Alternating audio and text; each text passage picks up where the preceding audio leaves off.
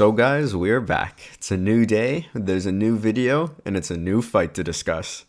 A lot of people have already talked about it, but like my dad loves to tell me, it's better to be 3 weeks late to the party and cover that old boxing news than to never cover the news at all. Okay, so he never actually told me that. In fact, I just came up with it right now. But I digress. If I ramble any longer, you'll click off the video before I can explain to you why JERMELL CHARLO has a way better chance of beating Canelo than you think. In fact, I think JERMELL might be the only Charlo brother who'd stand a chance. Is Canelo, without a doubt, simply too good of a 168 pounder for someone who's jumping up a few weight classes to beat? Or does JERMELL, on the other hand, have too many tools at his disposal for the new age, older and slower Canelo to be able to deal with? If you stick around to the very end, you'll undeniably have that answer. Without further ado, let's get into it. First and foremost, we have to address the obvious.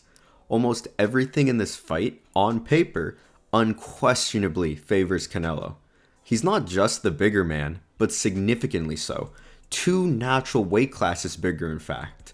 And the overarching question on whether JERMELL's speed and power are going to come up with him as he makes this enormous leap in weight is genuinely up in the air. To make it even more challenging for Charlo, he's jumping up in weight against one of the most accomplished and arguably the very best 168 pounder in the division right now. That's definitely one trial by fire that I wouldn't want to take. Now, let's delve into the aspect of activity, which cannot be underestimated. Canelo has actively participated in 7 fights in the past 3 years.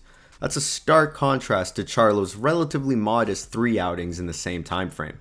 This is undeniably a substantial gap in terms of activity, and it's evident that ring rust may indeed play a considerable role in this fight.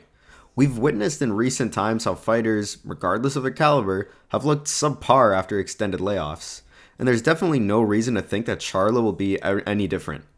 However, as the great Errol Spence wisely tends to say, tune-up fights are for losers. So, who knows?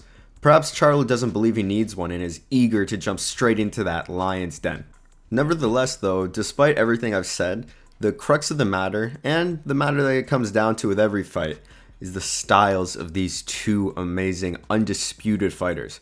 Like always, it's styles that make fights, and it's crucial to remember that the Canelo who displayed the answers for Caleb Plant and the punch that took down Billy Joe Saunders is not the same Canelo we have before us today.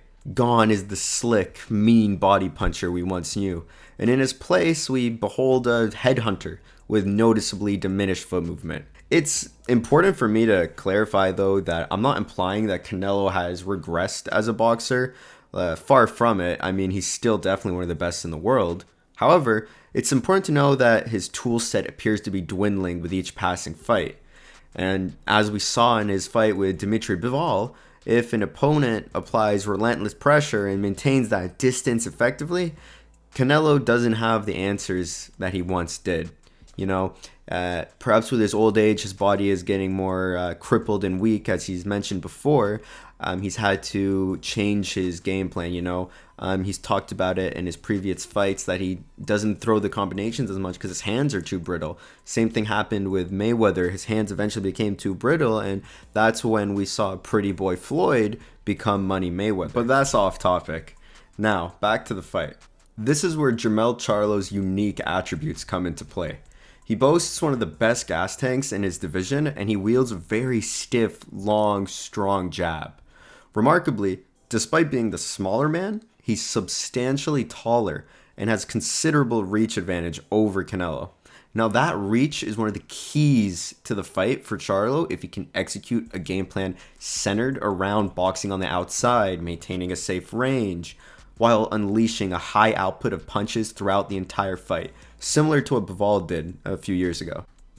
What Charlo should be looking to do is forget about that single jab, that lazy jab, and double or even triple up his jab. He needs to get Canelo to tighten that guard in reaction, that high guard Canelo loves to go to, block his vision, and follow up with some mean hooks. He needs to counter Canelo's favorite shot, the left hook, with straight rights in response. Whenever the opportunity comes up, doesn't matter if Canelo's shooting him with a left hook or jab or whatever, whenever he sees that left move, especially the left hook, he needs to hit him with a precise straight right. Every single time he needs to counter, counter, counter. That's what Charlo is. He's a counter puncher. He's looking to counter, so he needs to be brave and he needs to always hit him with that straight right to keep Canelo honest.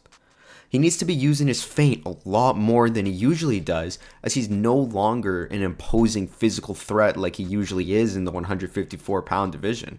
He did it a bit against Castano, and I really think he's going to need to feint low and high here all the time to throw Canelo's head movement off if he wants a shot. He needs to keep Canelo on his toes and confused if he wants to be able to land those counters, set up those feints, and really have a shot in this fight.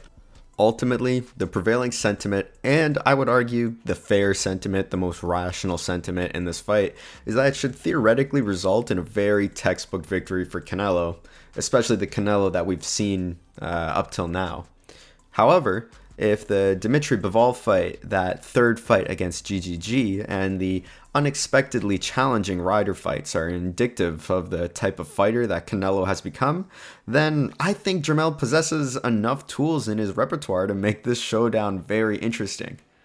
The ultimate question that looms over this contest, as it does with every Canelo fight though, is whether Charlo can consistently implement his game plan, impose his will on Canelo effectively for all those 12 rounds.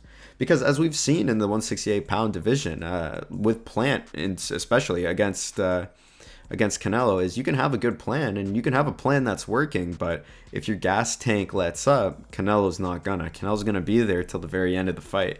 And if you can't keep up your winning plan or any plan, he's gonna take you out of there. This is just the fact with all of the 168-pound division. We saw it with Benavidez and Plant. I keep going back to Plant, but we saw it with Benavidez and Plant. Plant had an amazing game plan, and he was able to take Benavidez to school for around those first 4 rounds. You could probably make an argument for the first 5 rounds, but it doesn't matter when your gas tank is too bad. Plant was unable to keep it up, and then he got beat bad for that rest of that fight. Maybe saying that Plant won the first 5 rounds is a bit unfair to Benavidez, now that I think about it. But yeah, point is, if the gas tank is not there for Charlo, it's going to be a very, very long night for him, or a very short night if he can't keep it up, because he is 2 weight classes smaller to begin with. So if his gas tank runs out, he doesn't necessarily have the weight to handle that kind of power. So he's going to need to nail that game plan, him and Derrick James, to really make sure that he has a chance in this fight. But yeah, that's it for me. Tell me what you guys think. Can Jermell prove he's the twin worth talking about? Or is Canelo going to remind the world why weight classes exist for a reason? Let me know in the comments. I'd love to see your guys' thoughts. For now, I'll see you guys on Fight Night.